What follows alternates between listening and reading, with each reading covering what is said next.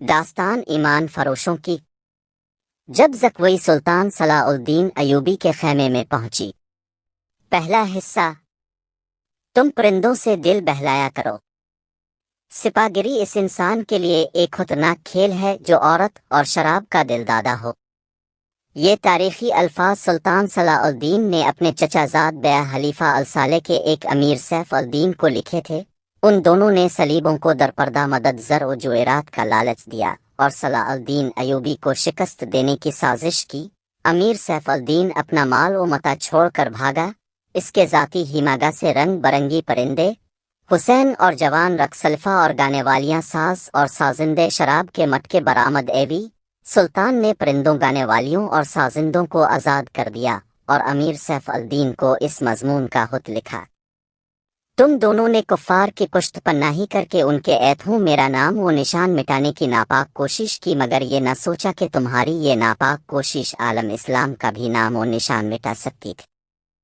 تم اگر مجھ سے حسد کرتے ہو تو مجھے قتل کرا دیا ہوتا۔ تم مجھ پر 2 قاتلانہ حملے کرا چکے ہو، دونوں ناکام ایوی۔ اب ایک اور کوشش کر کے دیکھ لو، ہو سکتا ہے کامیاب ہو جا۔ اگر تم مجھے یقین دلا دو کہ میرا سر میرے تن سے جدا ہو جائے تو اسلام اور زیادہ سر بلند رہے گا، تو رب کعبہ کی قسم میں اپنا سر تمیری تلوار سے کٹواؤں گا اور تمیری قدموں میں رکھنے کی وصیت کروں گا۔ میں صرف تمہیں یہ بتا دینا چاہتا ہوں کہ کبھی غیر مسلم مسلمان کا دوست نہیں ہو سکتا۔ تاریخ تمیری سامنے ہے، اپنا ماضی دیکھو۔ شاہ فرینک اور ریمان جیسے اسلام دشمن تمیری دوست اس لیے ہے کہ تم نے انہیں مسلمانوں کے خلاف جنگ میں اترنے کی شاہ اور مدد دی ہے۔ اگر وہ کامیاب ہو جاتے تو ان کا اگلا شکار تم ہوتے، اور اس کے بعد ان کا یہ ہاتھ بھی پورا ہو جاتا کہ اسلام صفحہ اسد سے مٹ جائے۔ تم جنگجو قوم کے فرد ہو۔ فن سپاگری تمہارا قومی پیشہ ایم۔ ہر مسلمان اللہ کا سپاہی ہے، مگر ایمان اور کردار بنیادی شرط ہے۔ تم پرندوں سے دل بہلایا کرو۔ سپاگری اس انسان کے لیے ایک خطرناک کھیل ہے جو عورت اور شراب کا دل دادا ہوں۔ میں تم سے درخواست کرتا ہوں کہ میرے ساتھ تعاون کرو اور میرے ساتھ جہاد میں شریک ہو جاؤ۔ اگر یہ نیک رزق تو میری مخالفت سے باز آ جاؤ، میں تمہیں کبھی سزا نہ دوں گا اور اللہ تمہاری گناہ معاف کرے۔ صلاح الدین ایوبی۔ ایک یورپی رحمۃ اللہ لین پول لکھتا ہے: صلاح الدین کے ایتھوں جو مال غنیمت لگا اس کا کبھی حساب نہ تھا۔ جنگی قیدی بھی بے اندازہ تھے۔ سلطان نے تماتر مال غنیمت 3 حصوں میں تقسیم کیا۔ ایک حصہ جنگی قیدیوں میں تقسیم کر کے ان کو رے کر دیا، دوسرا حصہ اپنے سپاہیوں اور غربا میں تقسیم کیا، اور تیسرا حصہ مدرسہ نظام الملک کو دے دیا۔ اس نے اسی مدرسے سے تعلیم حاصل کی تھی۔ نہ خود کچھ رکھا اور نہ اپنے کسی جرنیل کو کچھ دیا۔ اس کا نتیجہ یہ ایوا کہ جنگی قیدی جن میں بہت سے مسلمان تھے اور باقی غیر مسلم رہ ہو کر سلطان کے کیمپ میں جمع ہو گئے اور سلطان کی اطاعت قبول کر کے اپنی خدمات فوج کے لیے پیش کر دی۔ ایوبی کی کشادہ ظرفی اور عظمت دور دور تک مشہور ہو گئے۔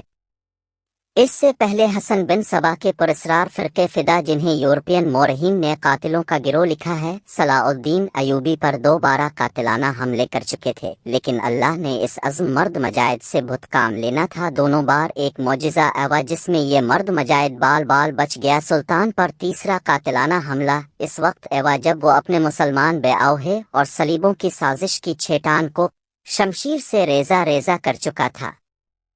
امیر سیف الدین میدان جنگ سے بھاگ گیا تھا، مگر وہ سلطان کے خلاف باز اور کینہ سے باز نے آیا۔ اس نے حسن بن صبا کے قاتل فرقے کی مدد حاصل کی۔ حسن بن صبا کا فرقہ اسلام کی آستین میں سانپ کی طرح پل رہا تھا۔ اس کا تفصیلی تعارف بہت ہی طویل ہے۔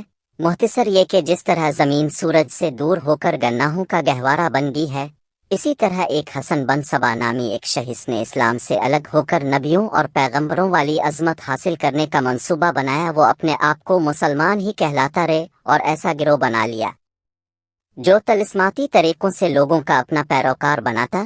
اس مقصد کے لیے اس گروہ نے نہایت نہ لڑکیاں، نشہ آور جڑی بوٹیاں، ہپناٹزم اور چرب زبانی جیسے طریقے اپنے بہشت بنا، جس میں جا کر پتھر بھی موم ہو جاتے تھے۔ اپنے مخالفین کو قتل کرانے کے لیے ایک گروہ تیار کیا۔ قتل کے طریقے خفیہ اور پر اسرار ہوتے تھے۔ اس فرقے کے افراد اس قدر چلیک زیں اور نڈر تھے کہ بھیس بدل کر بڑے بڑے جرنیلوں کے باڈی گارڈ بن جاتے تھے، اور جب کبھی پراسرار طریقے سے قتل ہو جاتا تو قاتلوں کو سراغ ہی نہیں مل پاتا۔ کچھ عرصہ بعد یہ فرقہ قاتلوں کا گروہ کے نام سے مشہور ہوا۔ یہ لوگ سیاسی قتل کے ماہر تھے، زہر بھی استعمال کیا کرتے تھے جو حسین لڑکیوں کے ایتھوں شراب میں دیا جاتا تھا۔ بہت مدت تک یہ فرقے اسی مقصد کے لیے استعمال ہوتا ہے۔ اس کے پیروکار فدا کہلاتے تھے۔